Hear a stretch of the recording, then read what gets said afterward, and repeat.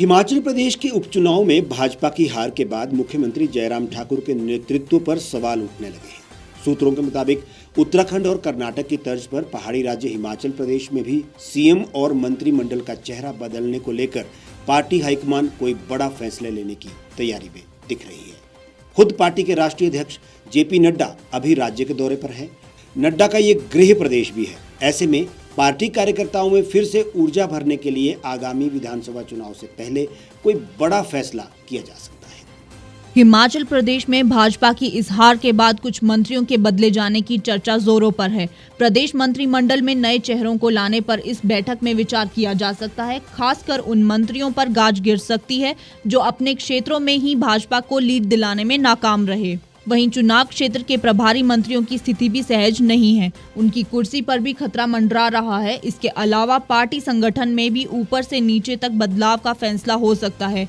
Bhajpa high command अगले साल प्रदेश में होने वाली विधानसभा चुनाव को लक्ष्य बनाकर अप्रत्याशी निर्णय भी इस मीटिंग में ले सकता है। पार्टी सूत्रों का दावा है कि अभी तक कई हलकों में हार के कारणों की समीक्षा रिपोर्ट की तैयारी नहीं हो पाई है। समीक्षा रिपोर्ट के बगैर इस मीटिंग की रिपोर्ट हाईकमान को भेजी नहीं जा सकती, इसीलिए मीटिंग को स्थगित किया गया।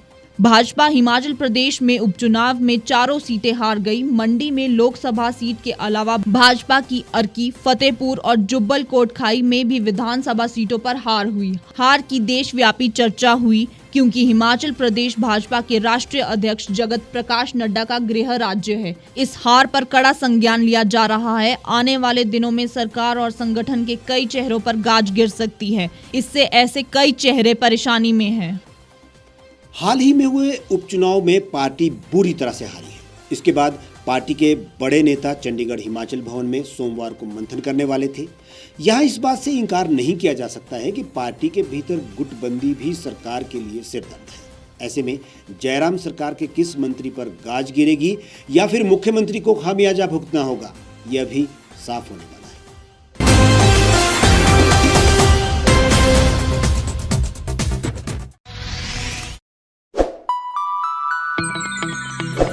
खबरों में बने रहने के लिए सब्सक्राइब करें द रीव टाइम्स, लाइक और शेयर करना ना भूलें। गांव की चौपालों से लेकर संसद के गलियारों तक, गृहिणी के चूल्हे से लेकर निवेश और बाजारों तक, किसानों के हाल से लेकर खेत और खलिहानों तक, शिक्षा और स्वास्थ्य से लेकर खेल के मैदानों तक, संसद के प्रधान से लेकर पंचायत के पंच तक, सेंट्रल हॉल से लेकर ग्राम सभा के मंच तक, हर खबर पर रहेगी हमारी पैनी नजर।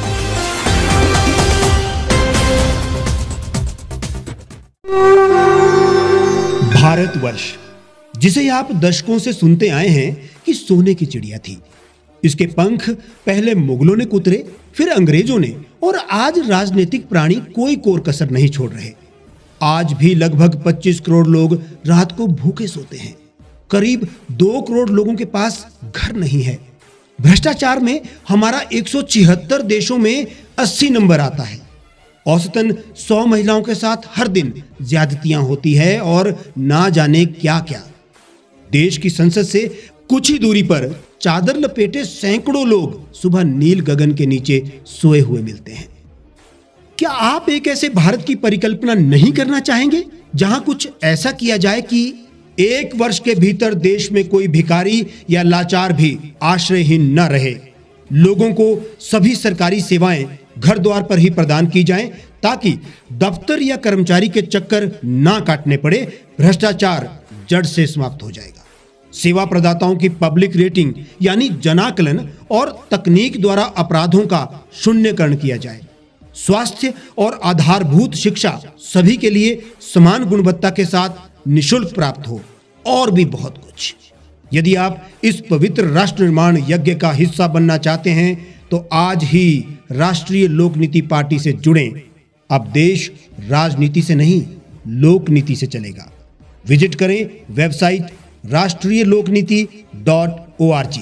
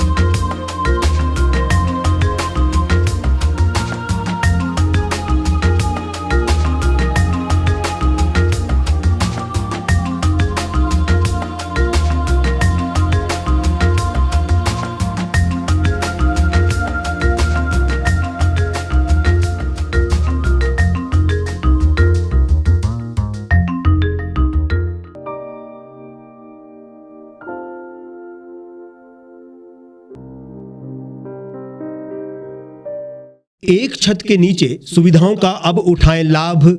रीव ई मार्ट में अब पाएं अपनी रसोई के लिए गुणवत्ता और सस्ते दामों पर राशन सामग्री। दालें हो या हो मसाले, आपका किचन ई मार्ट संभाले। उच्च गुणवत्ता और दामों में बेहतरीन रीव ई मार्ट में पधारें और पाएं अपनी पसंद के सभी उत्पाद, या फिर करें ऑनलाइन ऑर्डर और पाएं घर द्वार पर ही सुविधा। आज ही संपर्क करें फोन नंबर 8219694079 पर, बाईपास रोड, शनान, संजौली, शिमला।